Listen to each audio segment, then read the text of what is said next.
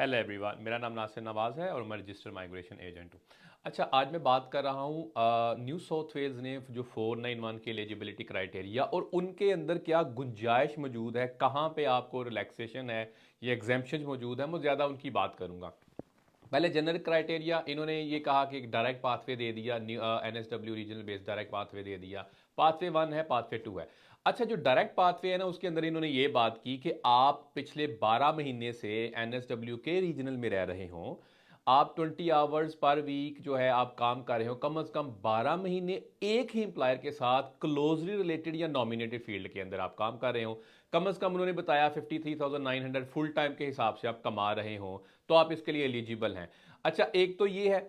इसके अंदर अगर देखें कि अब एग्जेम्पशन क्या मौजूद है, इसके अंदर एग्जेम्पशन ये मौजूद है कि अगर आपकी लेट्स से अकाउंटिंग है क्वालिफिकेशन या कोई और है जिसमें ज्यादा वर्क एक्सपीरियंस चाहिए, तो वो एग्जाम्प्ट हो जाएगा। यानी अगर आप 1 साल से सेम एम्प्लॉयर के लिए काम कर रहे हैं, तो फिर आपको जो मेन लिस्ट है उसको देखने की उस तरह जरूरत नहीं है। तो ये इसके अंदर एग्जाम्पशन मौजूद है। पाथवे 2 जो 1 है उनकी बात की जाए, तो पाथवे 1 के अंदर ये कहा गया डिफरेंट डिफरेंट कि आप आरडीए के अंदर अप्लाई कर सकते हैं, so on and so fourth. तो आप डायरेक्ट आरडीए ऑफिस में अप्लाई कर तो सकते हैं। इसके अंदर एग्जाम्पशन क्या मौजूद है, जिन लोगों ने रीजनल स्टडी की हुई है न्यू साउथ वेल्स की पिछले 24 मंथ्स के अंदर अंदर है वो, तो आपको वो एग्जाम्पशन मौजूद है जो कि वर्क एक्सपीरियंस के हवाले से है। यानी अगर आपकी जो ऑक्यूपेशन है उसके साथ वर्क एक्सपीरियंस जुड़ा हुआ है, तो आपको वो एग्जाम्प्ट हो जाएगा, क्योंकि आप रीजनल न्यू साउथ वेल्स के रीजनल ग्रेजुएट हैं। लेकिन रीजनल ग्रेजुएट या रीजनल स्टडी के हवाले से भी मैंने अलग से जो है वीडियो बनाई हुई है कि वो किसको कहा जाता है। इसके अलावा जी पाथवे जो 2 है, पाथवे 2 के अंदर ये कहा कि डायरेक्ट आप सिर्फ ईओआई ही करते हैं, उसमें आपको इनवाइट किया जाता है। जो भी इनविटेशन राउंड्स आते हैं, जब भी आते हैं, आपको पता है न्यू साउथ वेल्स का कोई पैटर्न नहीं है, यही इनका पैटर्न है। मिसाल के तौर पे ये नहीं बताते कि महीने बाद करेंगे, एक दिन बाद या 2 दिन बाद।